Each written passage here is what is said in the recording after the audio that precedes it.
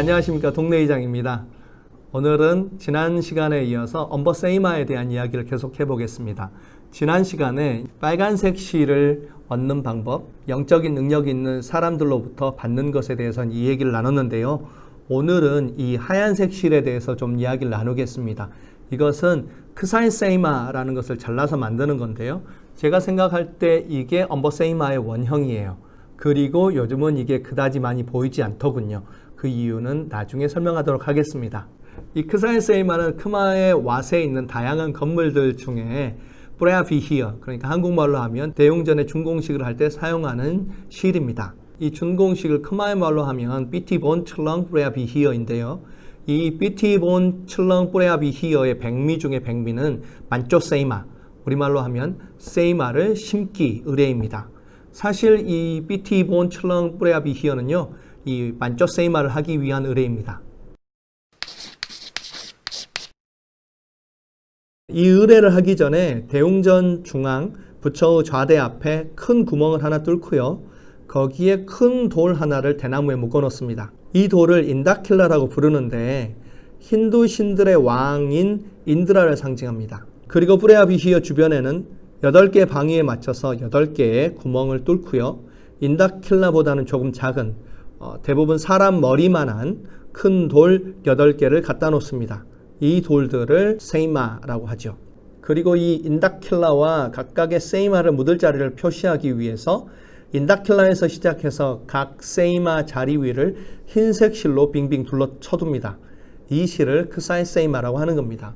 그리고 이 반쪼세이마를 하게 되면 평신도 리더, 그러니까 장로와 같은 아짜가 칼을 잡고 있고 왕이나 총리 또는 왕가의 사람들처럼 높은 집에 있는 사람이 방망이로 그 칼을 꽝 때리면 인다킬라를 묶고 있던 줄이 끊어지면서 돌이 구덩이 안으로 떨어지게 됩니다.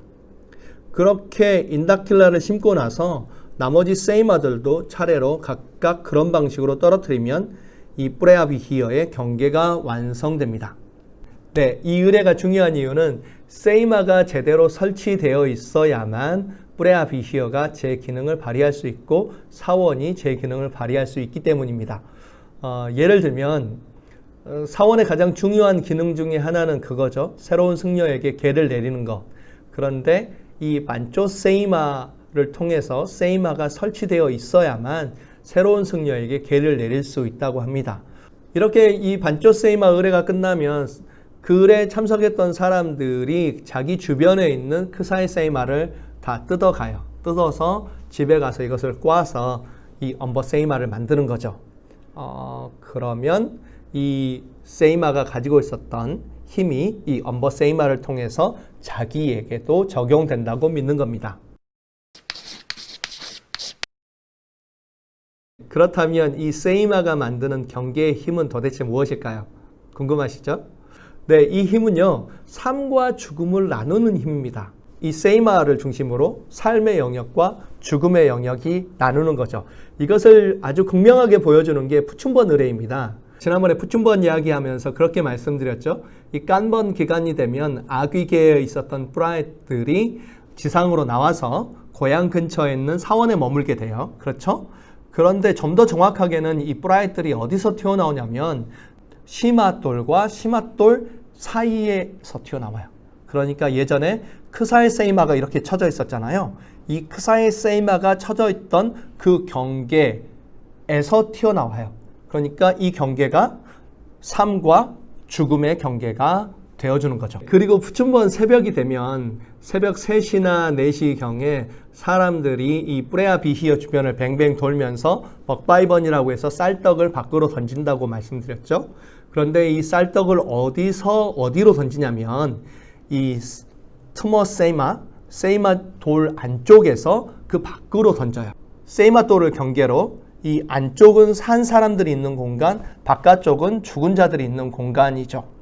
그래서 이 경계 안쪽에 있는 사람들은 밖에 있는 존재로부터 영향을 받지 않아요. 그래서 예를 들면 스님들, 승려들은 네악다의 영향을 받지 않는다고 믿어요. 왜냐하면 이 뿌레아비히어 안쪽에 있고 그리고 사원 경계 안쪽에 있으니까 이 경계 안쪽, 이게 삶의 공간, 이 바깥쪽이 죽음의 공간, 이렇게 나뉘는 거죠. 그래서 이 크사이 세이마를 잘라서 엄버 세이마를 만들면 그래서 이렇게 차게 되죠.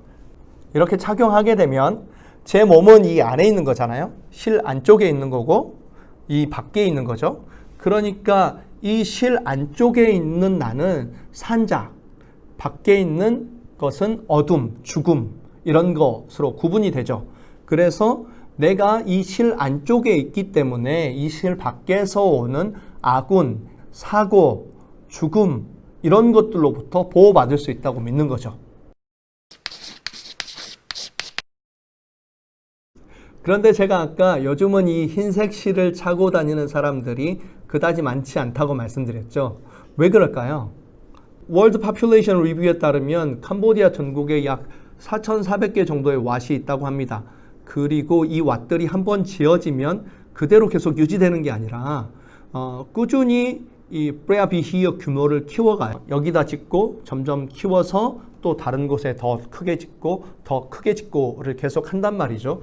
그러니까 이 삐티본 철렁 프레아비히어라는 의뢰가 아주 없는 것은 아닌데 그럼에도 불구하고 사람들이 점점 이 실을 못 차게 됐어요. 그 이유가 뭐냐면 부자들 때문이에요.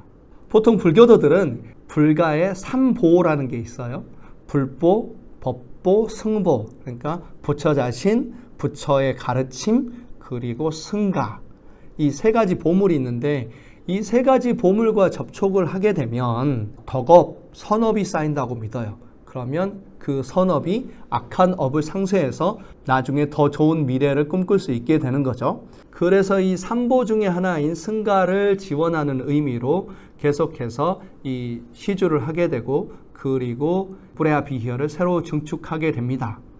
그래서 마을 사람들은 이 프레아비히어 건축에 참여했기 때문에 다시 말해서 이 건설하는데 돈을 보탰기 때문에 당연히 이 크사이 세이마를 잘 나올 권리를 갖게 되는데요. 그런데 요즘에는 이 프레아비히어를 짓는데 드는 막대한 비용 대부분을 부자들이 돼요. 부자들이 이 돈을 댔으니까 이것을 가져올 권리도 부자들이 대부분 갖게 되는 거죠.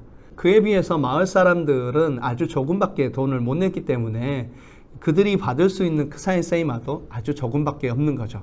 이렇게 해서 이제 캄보디아에는 물질적인 불평등뿐만 아니라 덕과 업의 불평등, 그리고 영적인 안전에서의 불평등, 그리고 내세에서의 불평등이 점점 심화되고 있는 것 같습니다.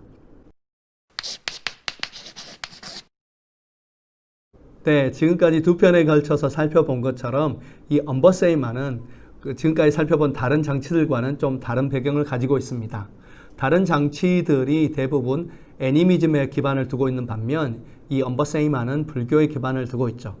그렇다고 해서 이 다른 장치들이 전혀 불교와 관련 없는 것은 또 아닙니다. 예를 들어 뿌레아품에서 잠깐 언급한 것처럼 이 장치들의 기본 조건이 되는 게 바라머이잖아요. 그러니까 불교의 수행 그리고 그 결과로 쌓인 선업 이것들을 들잖아요. 그래서 어느 정도는 불교와 관련이 있지만 기본적으로 그 기반이 애니미즘이라는 거죠.